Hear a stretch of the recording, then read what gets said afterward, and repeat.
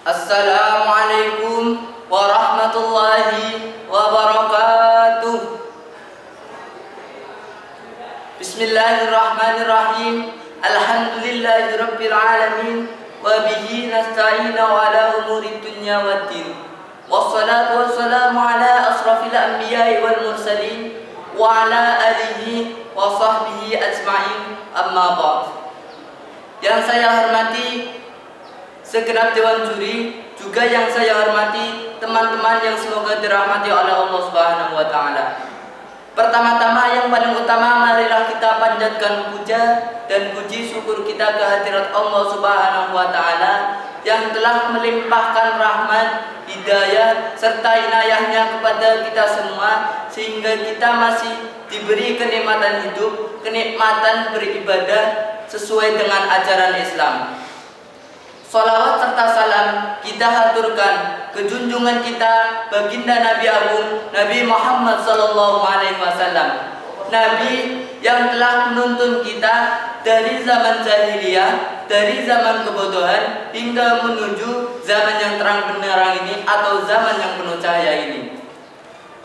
Perkenankan saya menyampaikan materi dengan tema menapaki jejak Rasulullah SAW menuju insan yang beradab.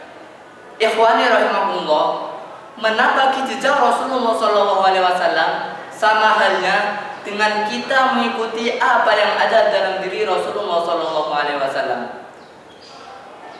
Rasulullah adalah orang yang dipilih oleh Allah sebagai kekasihnya. Apa bukti Allah Subhanahu wa taala memilih Rasulullah sebagai kekasihnya? Yaitu dalam Al-Qur'an Allah menyebutkan Nabi Muhammad dengan gelar, bukan hanya dengan nama, yaitu dengan ya ayyuhan nabi, wahai nabi, ya ayyuhal mudassir, ya ayyuhal muzammil. Juga apa selanjutnya bukti Allah Subhanahu wa taala memilih Rasulullah SAW sebagai kekasihnya?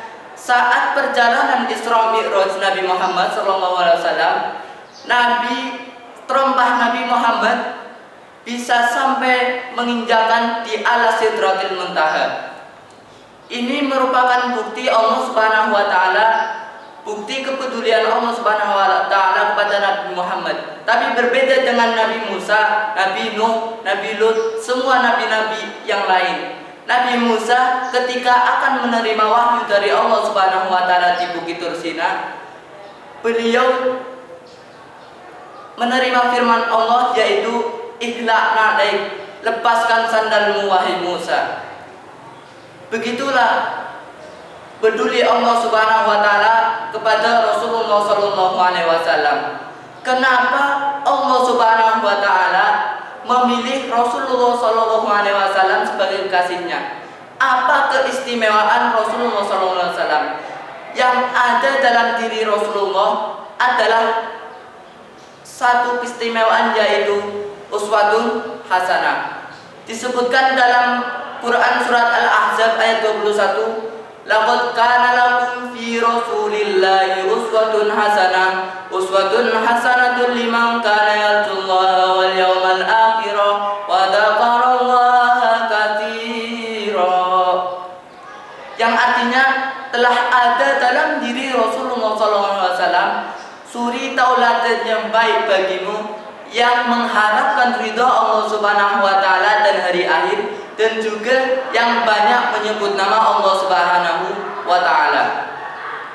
Maka dari itu, kita sebagai umat Rasulullah SAW sudah sepantasnya kita meniru beliau, kita mencontoh akhlak beliau, akhlak yang baik, akhlak yang disebut sebagai uswatun hasanah beliau.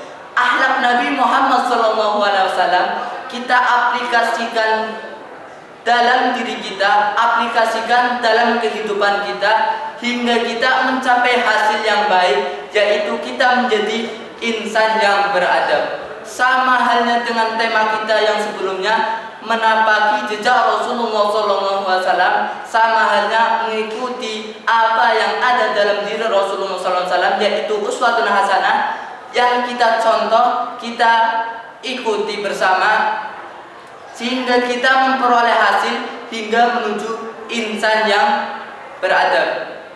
Bukan hanya kita mengikuti saja, kita harus tanamkan hati kita, tanamkan qalb kita untuk mencintai Rasulullah SAW.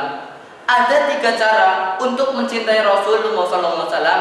Yang pertama yaitu kita taat kepada ajaran Rasul SAW. Kita istiqomah pada ajaran Rasulullah SAW, yaitu ajaran Islam yang rahmatan lil alamin.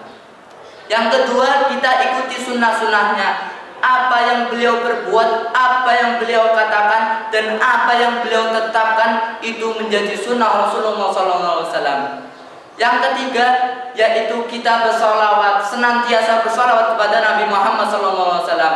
Innallaha wa malaikatahu yusholluna 'alan nabi.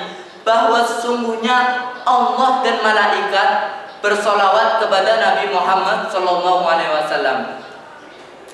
Maka dari itu, sesuai perkataan saya, menapaki jejak Rasulullah SAW menuju insan yang beradab, bisa dikatakan mengikuti apa yang ada dalam diri Rasulullah hingga kita menjadi insan yang beradab.